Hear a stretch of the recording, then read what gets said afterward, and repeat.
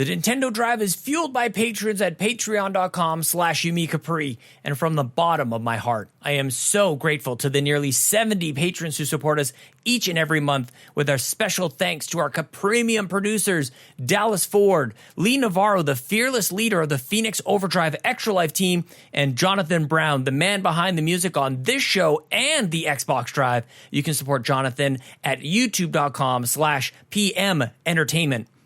Our platinum producers, Robbie Bobby Miller and Trucker Sloth. Our gold members, Argo, Benji Kong, Brendan Myers, Dallas Robbins, Dano, Emily O'Kelly, Foolish Fuji, Heather Boney, James Johnson, Joel Brooks, Jose Jimenez, Mac Time, Marcus O'Neill, Mr. and Mrs. Nasty Boots, RJ Kern, Skinny Matt, and Xavier Reyes. If you enjoy this show and you'd like to support independent content, you can go to patreon.com/YumiCapri and choose the tier that's right for you. Now, on with the show. Hey everyone, it's me, Sean Capri. I'm in my car and you're listening to the Nintendo Drive. I'm on a Skype call with my friend Console Caito, the sauciest potato, and on our journey today, I'm in my mother-in-law's car and it smells real sweet in here, so jump on into the Nintendo Drive. Boom!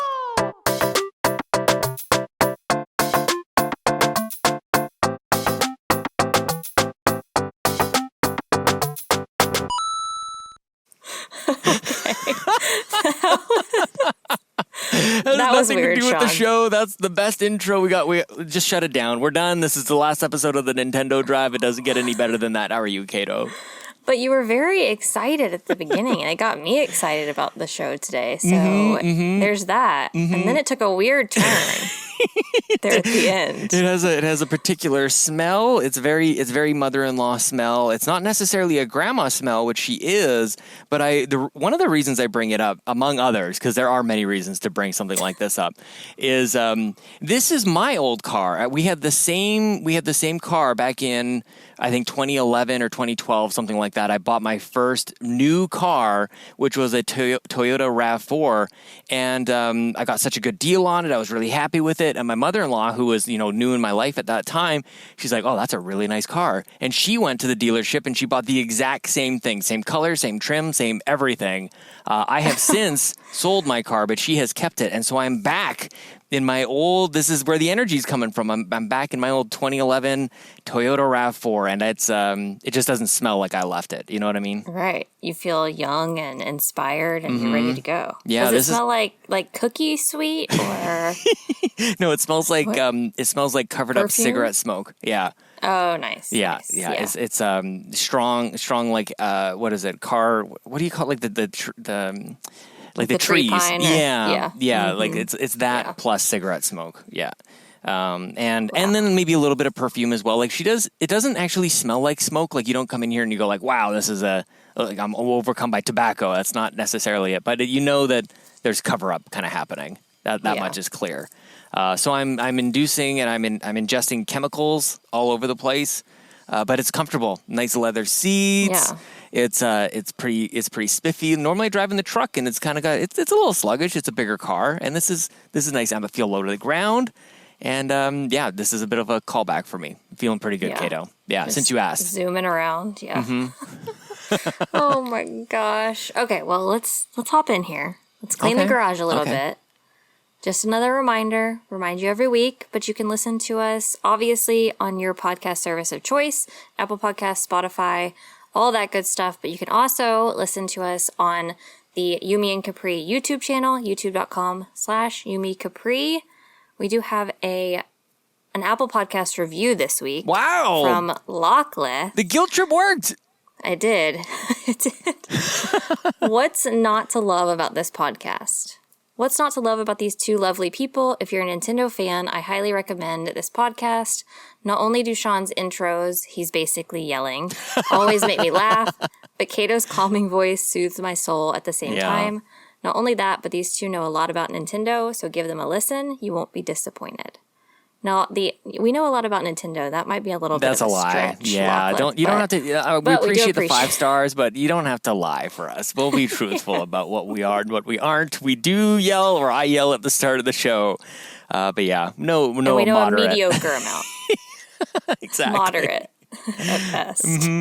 But that's okay. That's but so funny. We don't have to know a lot. This is just our take on it. We're proving that's what's it. so great about it. I mean, really, the big deal is you driving the car. Really, that's it. So, yeah. Otherwise, it's pretty standard Nintendo podcast. I think with less that it's a distraction. The drinks that I get on the show, the yelling that I do, the cops that I run away from. It's all a distraction from what is otherwise a pretty standard paint by numbers Nintendo podcast. Yes. Okay, well, I'm excited to jump into the playlist this week. Ooh. Because, if you recall, we played a game together this week. No way. Pokemon Unite. Oh, yeah, we actually played. I thought you were talking about a different game. Yeah, we really did. Yeah, but maybe for the last time. No, I was thinking you were talking about Wind Waker, and that would have been amazing. Oh, no. I'll get to that in a second, maybe.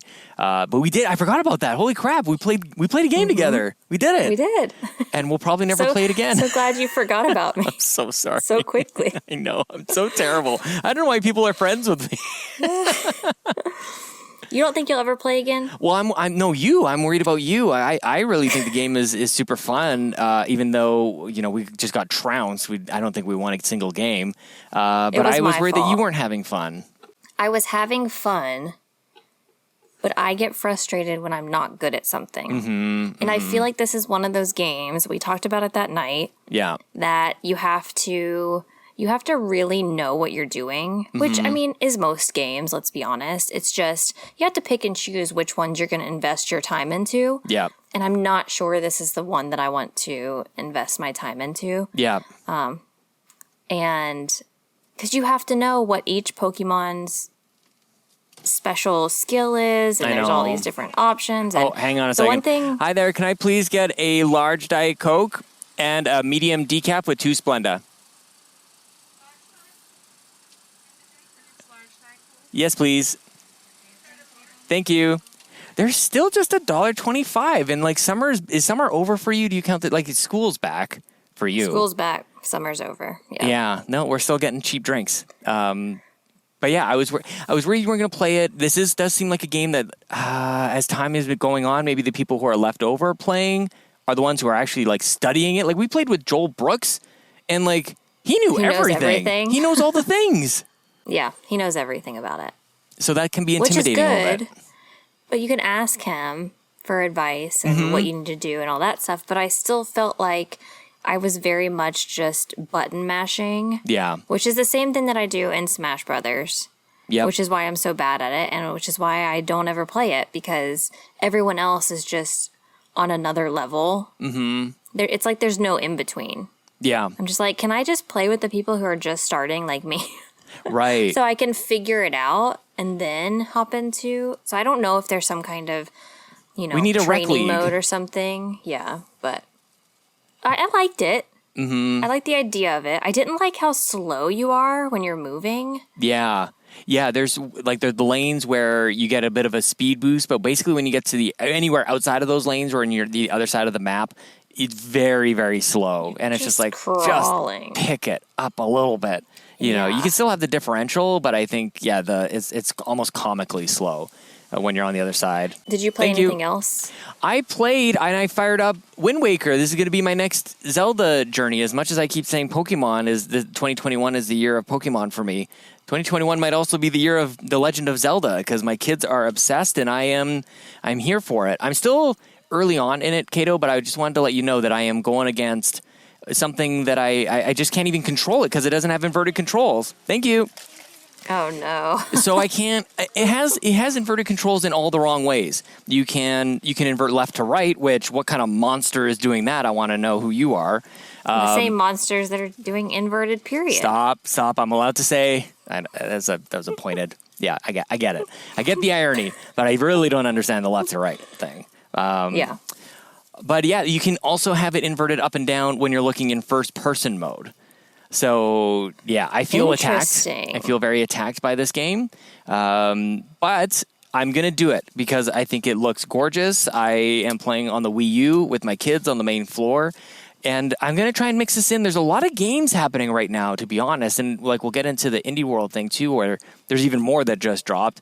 But I'm really excited to finally get into it. Like I'm saying it out loud. Now I'm saying it on a podcast. I've got to follow through on this one. Yeah. But have you ever played Wind Waker? I've never like this is my first time. It's not even me like going back to it. I've never played any iteration of Wind Waker at all.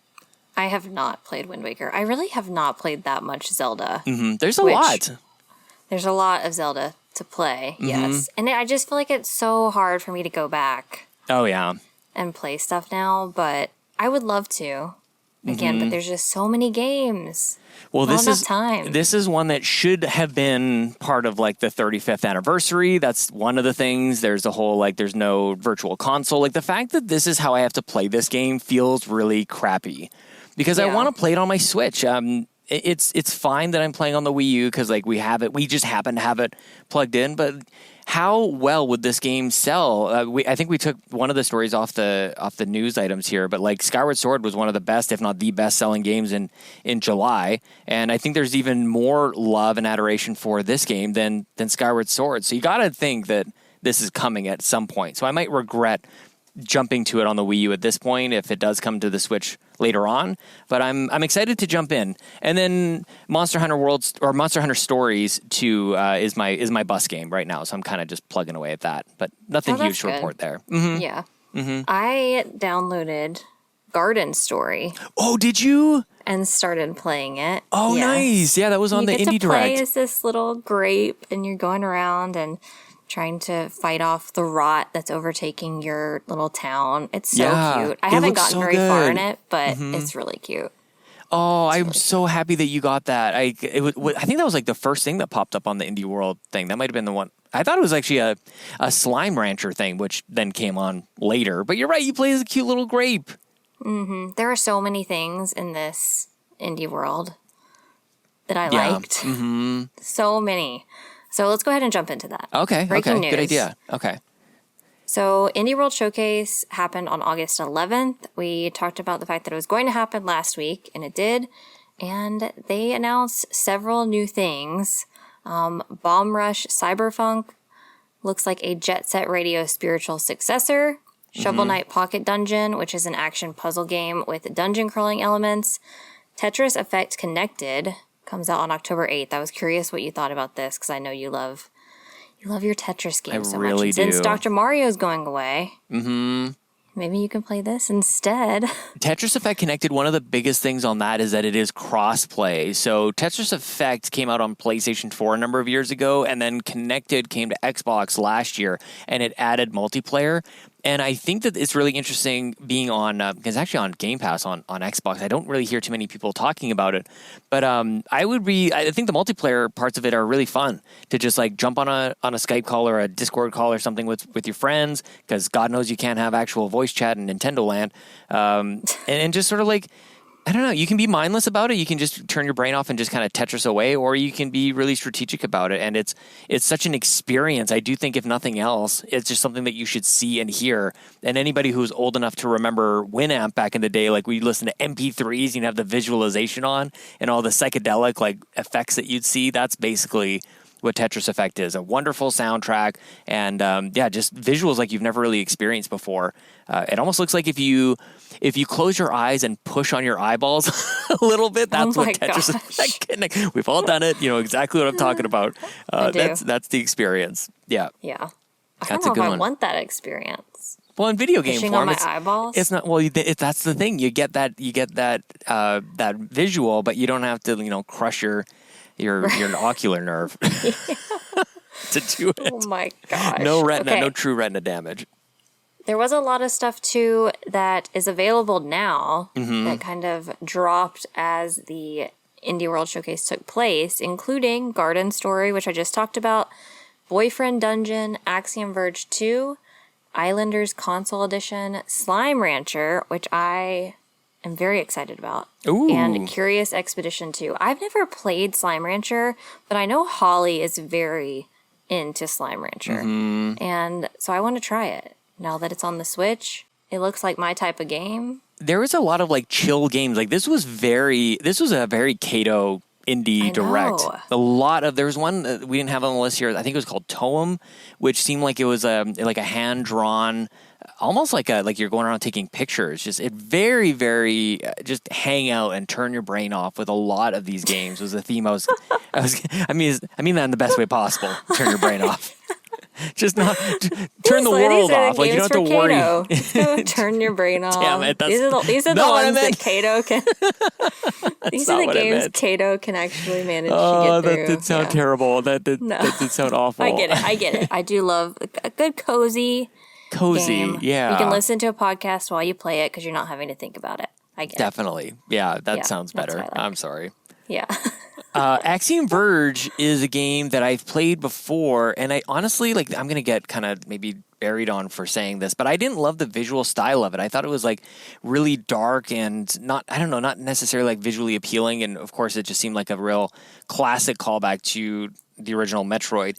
Axiom Verge 2, I didn't realize was such a bright and colorful game, and it's a prequel to the original Axiom Verge. And so I feel like that alone had me interested in this sequel or prequel where I actually wasn't before, and big time surprised that actually dropped. It was an available now moment that maybe if there was an audience there that maybe would have had an actual reaction, but it's Axiom Verge is available now.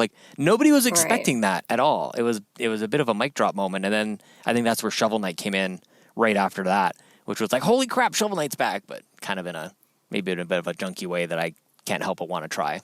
Yeah. What a strange thing to name your prequel to. Mm-hmm. That's I don't know if I like that. I know. I saw a lot of people hyped for Axiom Verge 2. I saw a lot of people excited about a bunch of this stuff, and we will have a full list of everything down in the show notes, all the games that came out, a link to all the games. But a lot of good stuff. Boyfriend Dungeon is something on Game Pass that I'll probably play over there, and on the name of it alone had me wondering, but gameplay actually looks pretty good. I'm not gonna lie, it actually looks pretty decent, so I might actually give that a shot for maybe a little bit of time. Right. Well, Game Pass. I mean, let's just get into it. Yeah. Speaking of Game Pass. Oh, nice one. This is what I was so excited to talk to you about. Oh. Because the title of this is called Caito Was Right. And for now. I love that. I love it. I don't love that this is happening. Mm-hmm. So basically, the head of Xbox, Phil Spencer, shut down the idea that Game Pass is coming to any other platforms. We have no plans to bring it to any other kind of closed platform right now, mainly because those closed platforms don't want something like Game Pass, which is interesting. Mm-hmm. I don't know why you wouldn't want Game Pass, but I was right. The switches behind them mean nothing.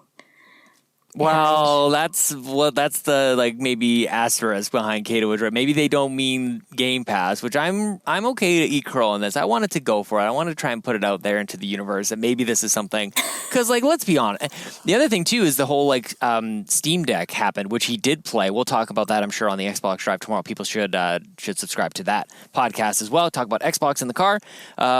So I mean, there could be still some Game Pass on the go. Maybe it's just not a Switch. Maybe we should look closer. Maybe they weren't Switches. Maybe he had a Steam Deck behind him. They were Steam Decks. Maybe they were actually made something to look different. like. Yeah, just painted with Joycons on the side and whatnot. It makes, I guess part of it is, I think you've made all the arguments towards why they wouldn't want that out in there. So he's basically saying everything that you said, where it doesn't actually make any sense for these closed platforms. And it just it kind of cracks the door open for Xbox to really start to infiltrate maybe a bit of a Trojan horse. And I think that they're probably smart for not letting Xbox in to sneak in like that. Yeah. Probably. Well, does this change your mind at all about getting a Steam Deck? Well, no, I don't. I think I'm still pretty close-minded about some of those things. I think a Steam Deck and still that OLED, probably not at this point. The thing is, with that Steam Deck is just going to be, I think it's going to be enormous. Is one of the things. And I'm really enjoying just not having all of the things right now. I don't have a PlayStation 5. I still have my PS4. And there's enough games. I have enough. I'm good. I don't know. I'm okay on that front. Yeah. But yes, if you could play Game Pass on it, would that be enough for you? I don't know. I feel like it kind of gets into my Switch space. My handheld gaming, True. Nintendo really nailed it. And now I've got a closed wall to it. I don't want anything else in that space. I remember there was a time where I had Vita and 3DS all at the same time, and that was a lot, you know. So I don't know if I need that, but I don't know. I also could be swayed by hearing other people's experiences. You know, that people are going to be getting their hands on it at some point. It's maybe some people this fall, but maybe later on next year. And I don't know. I'm good. I'm good. There's lots on Switch. Like everything that you just said on the indie world. Like I could play that for the next year. Honestly. True. I would like to also address, while we're talking about Switches and the OLED and all of that good stuff, a comment made on, I think, the Xbox Drive last week. Who, was it a week or 2 weeks ago? Who purchases a console just for one game? Oh, yeah. Yeah, you. And that would be me. That Literally would be me. multiple consoles for that same one game. Yes. Yeah. I just thought that was so funny when I was listening to it, and I was just like, that's me. I'm that person. That is me. Anyways. Well, and that's okay. clearly the thing, though. Like, that's clearly a thing. Whenever we see a game drop and people have been holding off, like, that's basically what happened with Animal Crossing. Like, on a big scale, we saw a lot of new consoles being sold. And you see that with basically every big game. A lot of consoles are being sold around that game. So it's Right. I think Ryan actually had a really good response to it. There's a tipping point where it's that game maybe is the solo experience for some people, but maybe it's that plus a few other things that they finally pull the trigger on it. Right. Yeah. Okay, we do have a rumor this week coming from Kotaku. After months of rumors and speculation, Kotaku has learned from sources that Rockstar Games may be remastering 3 classic Grand Theft Auto games. It appears they will be released later this fall for a multitude of platforms, including the Nintendo Switch. Caito. I am not a Grand Theft Auto person. Oh, no.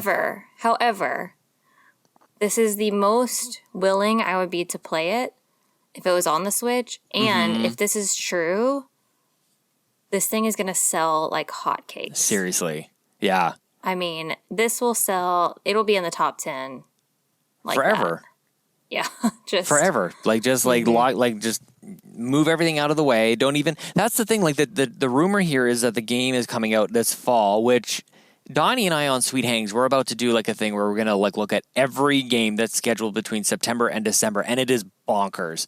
Like, this year is absolutely insane. And then you're going to throw something like this in here. It feels like just a nuclear bomb is going to go off this year. And you're right. Like, I feel like Switch is really if I could play this anywhere, I think Switch might be the place that I want this one or these ones. Right. Well, and this is just another thing.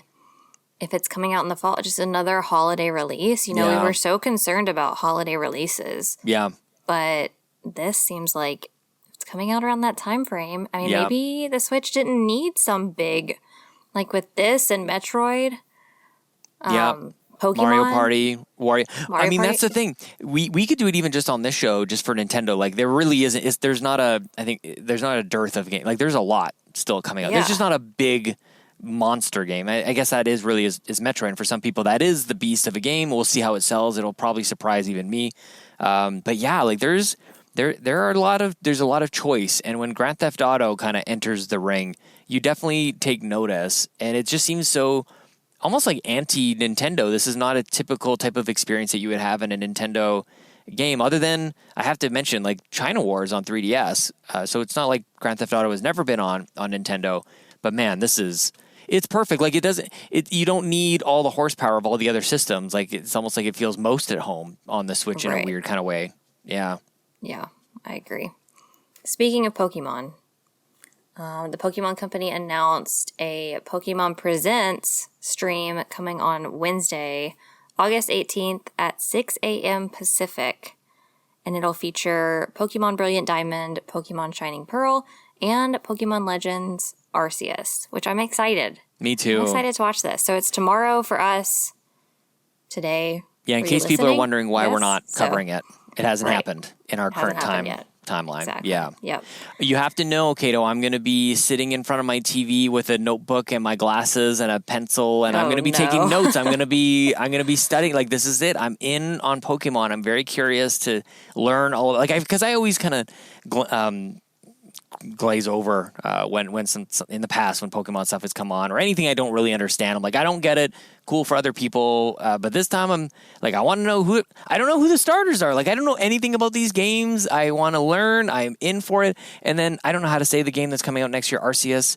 I think it's Arceus. Yeah. I'm curious to see how that shows as well. I think people have been watching that very closely over the last few months to see, like, maybe the first time we saw it, it was a little framey, a little choppy, and maybe it's smoothed out since then.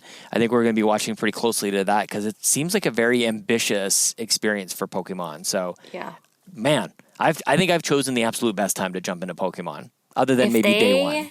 Didn't fix the trees in Pokemon Legends, I will riot. There's always because something. they look so bad. They probably look pretty similar, but we'll pay so special bad. attention to the trees. Yeah, everyone watch for the trees. They're not any better. I'll still we buy riot. the game, and that's the problem. Okay. Exactly. Yeah, you've bought how many consoles and copies of Animal Crossing for far more egregious transgressions? That's true. That's true. Animal Crossing. Yeah. Man, did you see they had a YouTube video come out? I was super excited because anytime I see anything Animal Crossing, I get excited. And it was just them talking about Animal Crossing school supplies, like backpacks and stuff. Stop. That was basically all the same stuff that they've already had out at Target for a year now. Wow. I'm just like, why are you guys doing this? Why They're are like- you featuring this stuff? They're like a YouTuber who's just like can't get it together with their timing of their videos, except they're the ones like they're Nintendo. It's like, we know this already. Like, what are you putting on this Yeah. video now? This is old news. Quick update on my Diet Coke. It tastes like Captain Morgan's and Coke, actually. What? Yeah, it What's tastes a going little on bit with your strange. Diet Cokes. I don't know. This is like a new saga. Might be me. It might actually be When- my. Maybe I had COVID. Maybe I can't taste anything properly at all.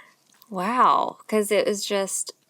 Did you ever get one that actually tasted like Diet Coke? Are you going to the same place every time? I am at going this to the point? same place. I'm trying to mute my mic so that I don't slurp in the, because that's how I typically drink in real life. It's a big like obnoxious like, yeah, I'm not even Oh, gonna do it. no. I don't really, but I'm I don't know. This doesn't taste quite right, but it's not. Maybe I'll just. Am I drinking and driving right now? I think I've been poisoned. Anyway, I went to Hardee's this morning and I wanted to try, they have these new French toast dips. And I'm a sucker for a French toast stick. I love the ones at Sonic. God. They're so Yes. good. So I order it. I get that and a large Dr. Pepper, obviously, because I have to have my Dr. Pepper. Obviously. And I get to the window and he told me, we don't have any syrup. What? And I was just like, okay, well, that would have been great to know when I ordered it because how am I just going to eat a dry French toast stick? So I was just like, okay. And I drove off and I ate dry French toast sticks. And I mean, they were fine, but dipped in syrup, it would have been. Oh, it's really almost good. not even worth it. You almost, It was upsetting. Were you tempted to dip it into your Dr. Pepper? Yeah, I would have been. I would have looked yeah. at it at least. Oh, and of course, I didn't have any at home either. And I was very upset because I was like, maybe by some off chance we still have some syrup at home, but we didn't. And Wow. that was that. I mean, I'm really not sorry to hear Canadian, that. so I don't have. Just maple Syrup syrup. in my- Yeah, yeah. we would just tap the tree in the backyard. Okay, we do have one last news story. Minecraft Dungeons is the next Nintendo Switch Online trial.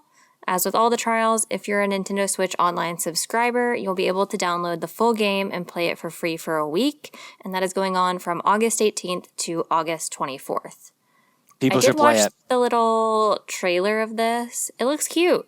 It is Looks so good. cute. It's really good. It's if anybody has any interest in like a Diablo-like game but doesn't want to, fight the devil, this is a really good option.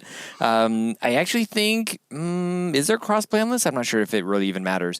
Yes, there is crossplay on Minecraft Dungeons, so you can find other people to play with on other platforms. Of course, it's on Game Pass for Xbox.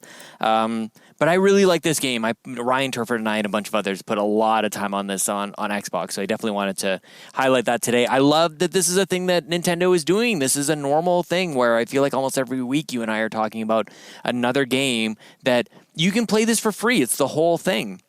You can download the whole game. It's not even just a demo. You could I mean, what the great thing is about this one is you can technically beat the game, you can technically like roll credits on it, but ultimately it's a forever game. You can play this for infinite time. So I definitely think people should check this out. It's a nice little perk for Nintendo Switch Online, and I'm happy to see it. Nintendo Switch Online, I mean, despite the shortcomings, and we've talked about this before, for the price of it, you really do get a lot. It's decent enough, yeah. And I think that's where the discrepancy is between this and other online services is it's just so cheap. Yeah. That they just aren't investing. If they charge more for it, could they do more with the service? I don't know the answer to that. But I obviously don't want to pay more. I don't love paying more for things. But if it meant they could fix the problems that we have with it, I would enjoy that. I just think it's amazing how, Bobby and I used to do the show If We Were at Nintendo, and basically we would just misdiagnose everything because everything that we said they needed to fix, what we've learned over the last couple of years with Switch being so just monstrous in its success is that none of that stuff matters. Like, it doesn't matter to have like a really robust online system, which just seems so counterintuitive. How is that possible that you can have one of the most successful consoles in the history of video games, and it's like the online service is lackluster, the actual capabilities of it are non-existent. Like, there's all these problems with it, and it just doesn't matter. And it goes back to, somebody said it, like, the name of the game is the game. Like, the games are number one, and they're really good on Switch, and that's all those things matter so much more. And it just makes me sad because the quality of life on it is so lacking sometimes. It's so frustrating. But when you say it doesn't matter, do you mean just for them to just sell sales. stuff? It doesn't matter? It doesn't matter because people will buy it anyways. And people just are clearly, whether they do it consciously or unconsciously, they rank that so much lower than any of us would want them to. We want people to value and make purchasing decisions on, like, how is the online experience? But it's just it's not part of the calculus. It's not part of the considerations. When people buy their games, they buy it and they can play Animal Crossing. Like, that's it. And you multiply that across a 35 or 37 million copies sold for Mario Kart, and then the 20 some odd for Zelda and all the games. It's like, that is what matters. They have such quality games that work, like, right out of the gates. For the most part, we've got maybe a Mario Golf or something like that doesn't necessarily work right out of the gates. But for the most part, the first party and the flagship titles that you get on Switch, they are rock solid. They're really robust. So Nintendo knows it knows the lane that it's in. It does it really, really well. And it's just when you're slightly outside of that lane, it's just kind of embarrassing. Yeah. Well, but it doesn't matter. It doesn't matter. It is frustrating, though. And we'll bitch and complain about that. People can count on that. I will be here wasting gas, getting drinks at McDonald's that taste like alcohol, perhaps, and we'll be whining and complaining the whole time. Because what else are we going to do? Exactly. We have nothing else better to do. Exactly. Anyways, we do have a few questions this week, so let's jump into those. Seamus McIsaac, wow, I can't talk, at Famous Seamus, asked, what is the best Nintendo controller? Ooh, this is a classic question, actually. This is also maybe, I feel like maybe he's trying to look inside of our psyche. Maybe there's something to be said about people who like particular controllers, but what are your thoughts? You're not gonna like my answer. Oh, is it GameCube? No, I didn't play the GameCube. No, that's right. Well, then that's it. Any answer is fine then. GameCube is the only wrong answer. Is it? I think so. Okay, my favorite, and this is mainly because I'm old and I have arthritic wrists, are the Joycon, specifically split Joycon. Oh, yeah, no, that's not a very good answer either. You're right. Yeah. It is the only way I play. I know Joycon Drift is a thing. I get it. Everyone hates them. Yeah. Whatever. Yeah. But they have saved my wrists. Mm-hmm. So there's that. That's my answer. I like that. I won't begrudge you for that because you're right. Like, yeah, that's huge. Is yours N64? No, I thought that's actually what you were going to say for some reason when you warned me that I wasn't going to like it. I thought you were going to say something like that, which I wouldn't begrudge you for that either. I could understand that, but I will say that the D-pad on the N64 is aggressive. It's like barbed wire. It's like And because for the most part, the only time that I ever used the D-pad on that was when playing things like Killer Instinct Gold, which if you're trying to do like a Hadouken motion with that D-pad, you're like, say goodbye to your thumb. It's just, I've got permanent damage from that one. My favorite is probably an oldie but a goodie, probably the Super Nintendo controller. I think is, when I think about like a perfect controller, I think that's probably it. Even in the way where a game would get a little bit intense and you're really getting into it, and you'd maybe like squeeze it just a little bit more, you could feel it kind of bending. And you feel it bending, yeah. And it had kind of like feel that creak little and crack a crinkle, little. yeah. Yep.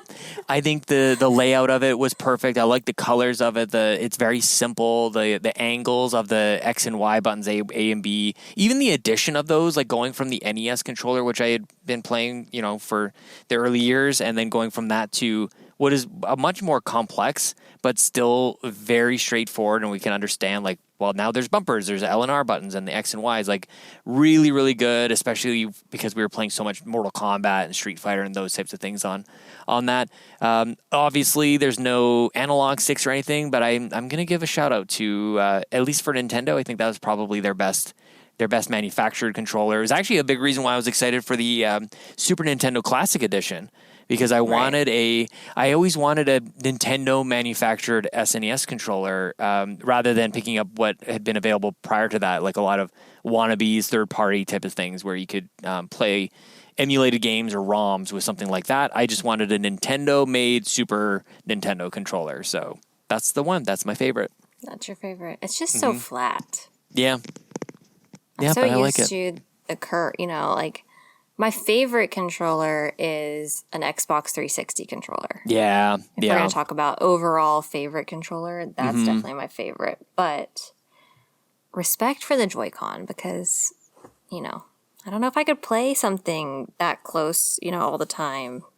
Especially in wireless in is a big handheld factor. Mode. Man, it was hurting. Yeah. Anyways, Good point. Winter Gamer asked, what game franchise are you most nostalgic about, and which one do you wish you were more nostalgic about? Ooh. I am most nostalgic about Pokemon. Yeah. Because I played the original Pokemon Blue, and I played Pokemon, really like growing up. I didn't fall off of Pokemon until probably like 3DS, and really that was just because I got busy with school, and then I was in college, and then it's just you can only play so much Pokemon when you're in college, and it wasn't that I was shameful of it. I had a sign language class, and I signed the Pokemon theme song to my college class. So amazing! I didn't know that. I wasn't embarrassed about it. I just didn't have the time to play it. But sure, that one is what I'm most nostalgic about. Which one are you? Man, I feel like it's probably pretty standard in this. Like, I'm kind of wavering back and forth between Mario and Zelda, but one of the things that kind of, when I think of nostalgia, I think about like what happens when I'm hit with like a theme song. And for me, it's actually not Mario that pops up in terms of nostalgia, like emotion behind the nostalgia. It is actually The Legend of Zelda. And I remember when we got an opportunity to go to E3, and the Nintendo Get Dads connected us with Nintendo Canada, and I got to play Link's Awakening at E3 in 2019, I think it was. I got like kind of emotional, like playing just at the title screen, and it was like that song, the main theme song for Legend of Zelda is just like, that's it. I'm getting chills even thinking about it. I think that's what comes to mind when I heard this question. It's Zelda, even though I haven't played every game. I don't know. There's something really, really special about that one.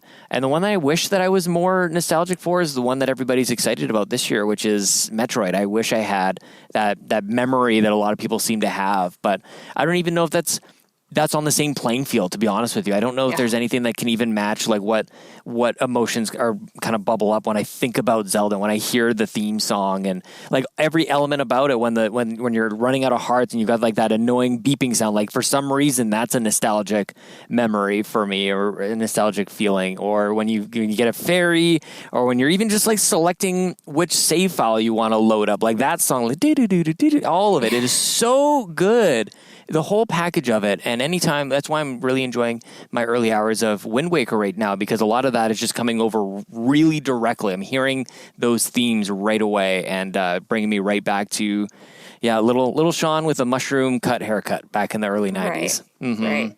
See, Zelda is the one that I wish I was more nostalgic about. Yeah. Because I played it as a kid and I watched my parents play it.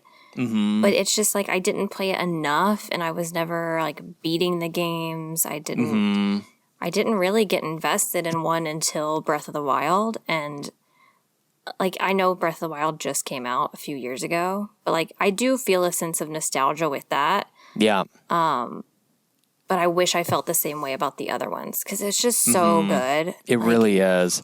And I feel like when I think about nostalgia, like you said, the theme music, I think about games that I wish I could relive again for the first time. Yeah. Because like there's just that feeling of playing through a game the first time. You never get to play through it again for the first time. And so like Pokemon, I wish I could play that again for the first time and just experience the whole thing again. I feel the same way about Breath of the Wild, but I don't feel like that one is old enough for me to have like an actual nostalgia for it. Right. But that's kind of how I feel. Yeah, there's so much around it too. For me, for Zelda, like it's the cartoon as well. Like back in the day, there was a Super Mario Brothers Super Show, and then on Fridays it would be The Legend of Zelda, or I think it would have been The Adventures of Link. And so that was very much it fired up, and it was like do do do do do do do. It was like the music and everything. And Excuse Me, Princess was so good. That was a huge reason why that was part of my life back then. And even the cartridges were gold. They were shiny. Like they were so special. Like they nailed it. You didn't have that with Mario. Even their number one guy, they didn't have that special treatment. So yeah, all of those reasons, it's got to be Zelda. Like nothing even comes remotely close. Yeah. Okay. Last question. Joel, aka Falcon, on Discord asked, why is Nintendo so reluctant to give us what we really want, a new 1080 snowboarding or a wave race? Man. Because they don't want us to be happy. They really don't. We talked about this. It doesn't matter. It's a battered relationship. The other thing too, though, Joel, be careful what you wish for. I'm doing this with strikers. Like we got our golf game and we saw what we did with that. True. So maybe we just like dig up our old wave race system. Would be so bad. Like what would they do with it? Mm-hmm. Yeah. What if they messed it up? Maybe it's better. Yeah, it's not always a guarantee that if they remake something or bring it back that it's going to be better. But that's where Virtual Console is just your answer.